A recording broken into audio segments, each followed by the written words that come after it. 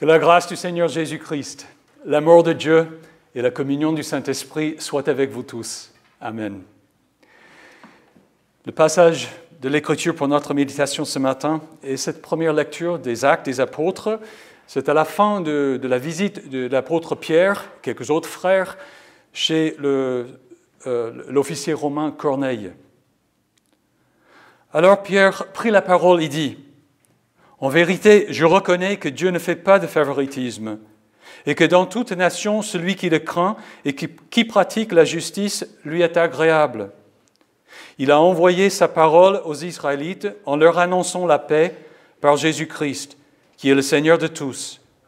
Vous savez ce qui est arrivé dans toute la Judée, après avoir commencé en Galilée, suite au baptême que Jean a prêché.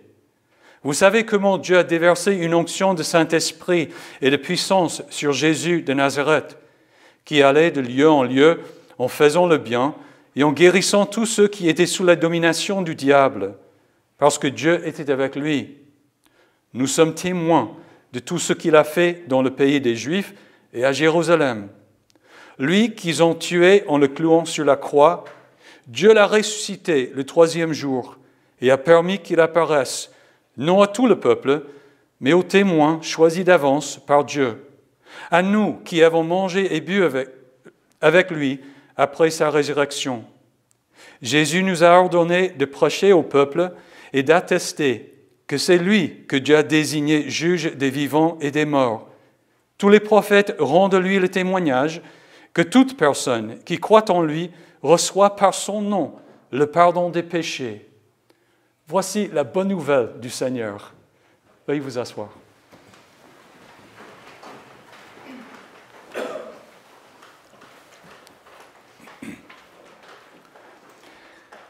Dans certains cercles de l'Église chrétienne, on a la coutume, parfois le devoir, de donner son témoignage. Cela veut dire raconter l'histoire de sa conversion à la foi chrétienne, le changement de comportement qui s'en est produit, et ce que Jésus ou Dieu implique pour la personne aujourd'hui. C'est une histoire très personnelle et subjective qui est censée nous émouvoir et nous persuader à devenir ou à demeurer chrétiens. Je ne doute pas de l'effet convaincant de certains témoignages de ce genre.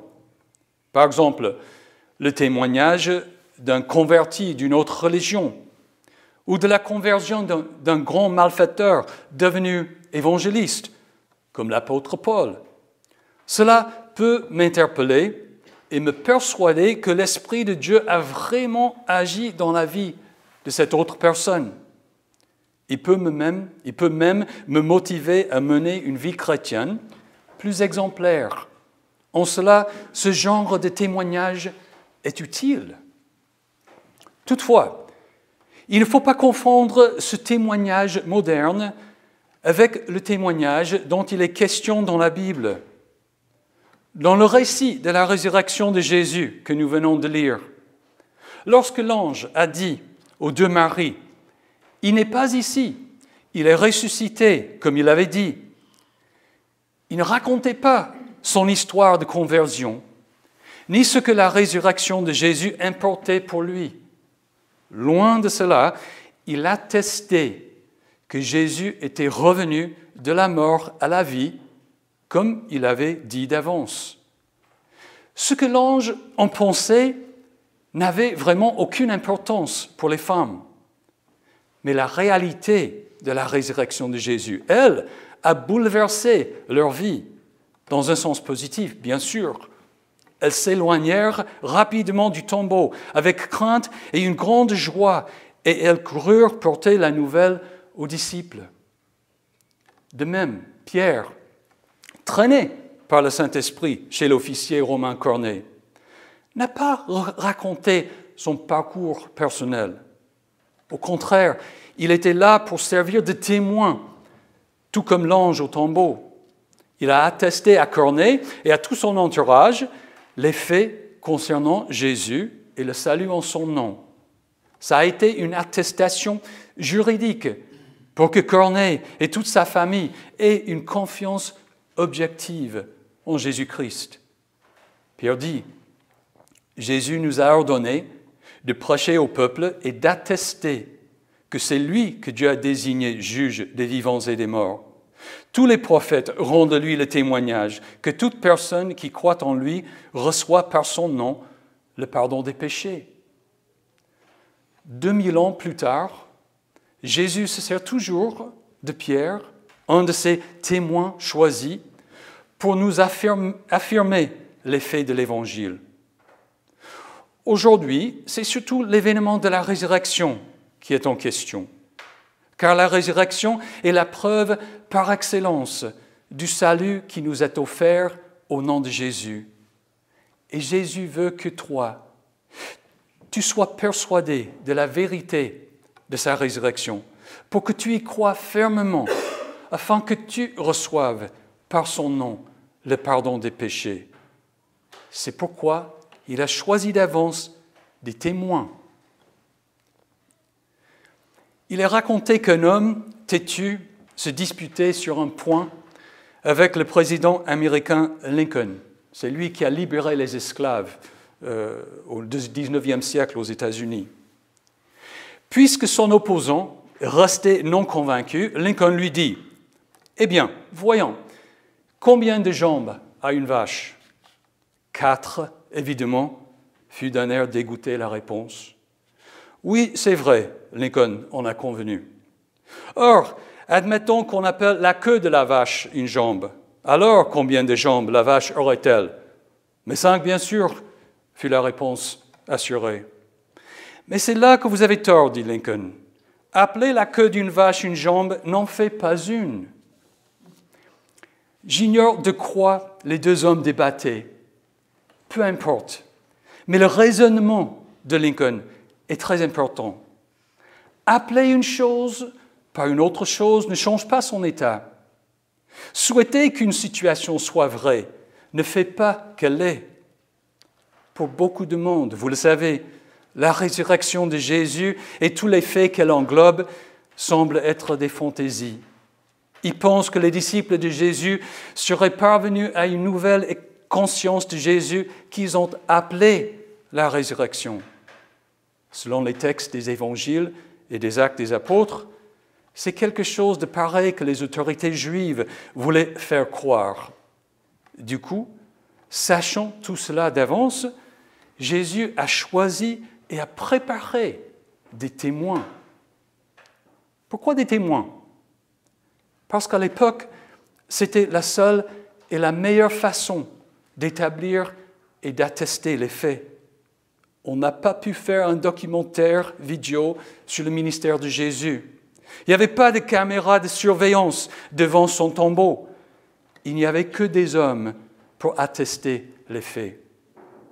Et ces témoins n'ont pas été n'importe qui. Ils avaient été choisis d'avance. Ils avaient été qualifiés. Lorsque les apôtres ont choisi un autre témoin pour remplacer Judas qui s'est suicidé, il a fallu choisir un homme parmi ceux qui nous ont accompagnés tout le temps où le Seigneur Jésus a vécu avec nous, depuis le baptême de Jean jusqu'au jour où il a été enlevé du milieu de nous. Il nous sera associé comme témoin de sa résurrection. Or, il y avait beaucoup d'autres personnes qui connaissaient certains faits. Paul dit que plus de 500 personnes, toujours en vie, avaient vu Jésus ressuscité. Mais tout cela n'avait pas le statut juridique de témoin. Ce statut était vraiment réservé aux 11 apôtres restant après la mort de Judas, puis à Matthias, choisi pour le remplacer. Ces hommes avaient tout vu. Ils savaient comment et pourquoi Jésus était mort et ressuscité. C'était donc en sa qualité juridique de témoin que Pierre a été envoyé chez Corneille pour attester de la réalité et de la véracité de la résurrection de Jésus, de son retour pour juger les vivants et les morts, et du pardon des péchés en son nom. Pierre a rendu témoignage chez Corneille de la même façon qu'il avait fait devant les autorités de Jérusalem. Il était un témoin devant la cour, présent pour établir les faits. Dans le contexte juif, un faux témoignage était un crime. Tu ne porteras pas de faux témoignages contre ton prochain. Et si quelqu'un osait transgresser le 8e commandement, la provision de la loi était sévère. Dans le cas d'un faux témoin, vous le traiterez comme il avait l'intention de traiter son frère. Tu extirperas ainsi le mal du milieu de toi. Les autres en entendront parler et éprouveront de la crainte, et l'on ne commettra plus un acte aussi criminel au milieu de toi. Ton regard sera sans pitié, œil pour œil, dent pour dent, main pour main, pied pour pied. Il est donc impensable que Pierre et Jean se tiennent devant le tribunal juif, le Sanhédrin, pour mentir, menacer et sous l'ordre de ne plus rien dire de cette histoire de résurrection. Si mentait, il n'aurait pas pu dire « Il faut obéir à Dieu plutôt qu'aux hommes. Le Dieu de nos ancêtres a ressuscité Jésus, que vous avez tué en le clouant sur le bois. Dieu l'a élevé à sa droite comme prince et sauveur pour donner à Israël la repentance et le pardon des péchés. Nous sommes témoins de ces événements, de même que le Saint-Esprit que Dieu a donné à ceux qui lui obéissent. » Si cela n'était pas vrai, Pierre et Jean auraient été coupables de blasphème, le crime qui a permis au grand prêtre de condamner à mort Jésus. De plus, la loi juive stipulait qu'il fallait plus d'un témoin pour attester les faits, 2 ou 3 au minimum. C'est pourquoi, lors du procès de Jésus, le grand prêtre ne pouvait pas agir tant qu'il n'y avait pas au moins 2 témoins qui s'accordaient sur les faits. Jésus, lui, avait 12 témoins pour établir les faits. Un témoin pour chacune des tribus d'Israël, tous témoins oculaires des faits.